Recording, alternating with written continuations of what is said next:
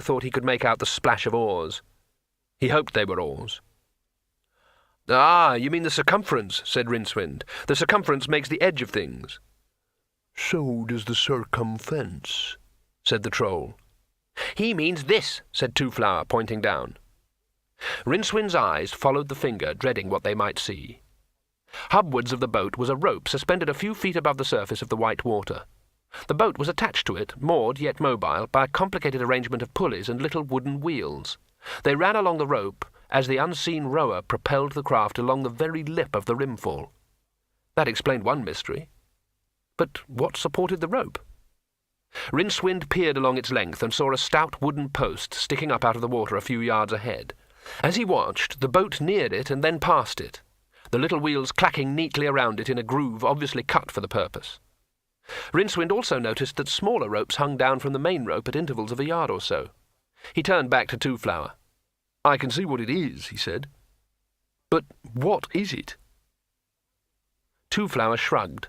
Behind Rincewind, the sea troll said, "Up ahead is my house. We'll talk more when we are there. Now I must row."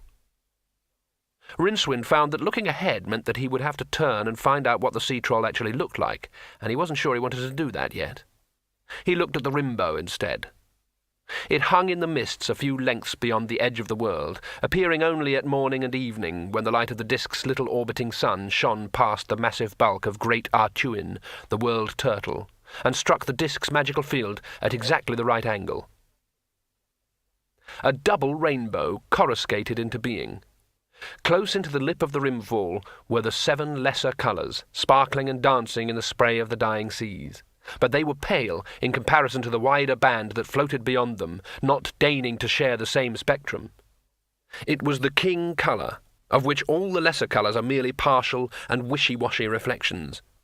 It was octarine, the colour of magic. It was alive and glowing and vibrant, and it was the undisputed pigment of the imagination, because wherever it appeared it was a sign that mere matter was a servant of the powers of the magical mind. It was enchantment itself. But Rincewind always thought it looked a sort of greenish purple. After a while, a small speck on the rim of the world resolved itself into an eyot or crag, so perilously perched that the waters of the fall swirled around it at the start of their long drop. A driftwood shanty had been built on it, and Rincewind saw that the top rope of the circumfence climbed over the rocky island on a number of iron stakes and actually passed through the shack by a small round window. He learned later that this was so that the troll could be alerted to the arrival of any salvage on his stretch of the circumfence by means of a series of small bronze bells balanced delicately on the rope. A crude floating stockade had been built out of rough timber on the hubward side of the island. It contained 1 or 2 hulks and quite a large amount of floating wood in the form of planks, balks, and even whole natural tree trunks, some still sporting green leaves. This close to the edge, the disk's magical field was so intense that a hazy corona flickered across everything as raw illusion spontaneously discharged itself. With a last few squeaky jerks, the boat slid up against a small driftwood jetty. As it grounded itself and formed a circuit, Rincewind felt all the familiar sensations of a huge occult aura. Oily, bluish-tasting, and smelling of tin. All around them pure, unfocused magic was sleeting soundlessly into the world. The wizard and Two-Flower scrambled onto the planking, and for the first time Rincewind saw the troll. It wasn't half so dreadful as he'd imagined. Said his imagination after a while. It wasn't that the troll was horrifying. Instead of the rotting, betentacled monstrosity that he had been expecting, Rincewind found himself looking at a rather squat but not particularly ugly old man who would quite easily have passed for normal on any city street, always provided that other people on the street were used to seeing old men who were apparently composed of water and very little else.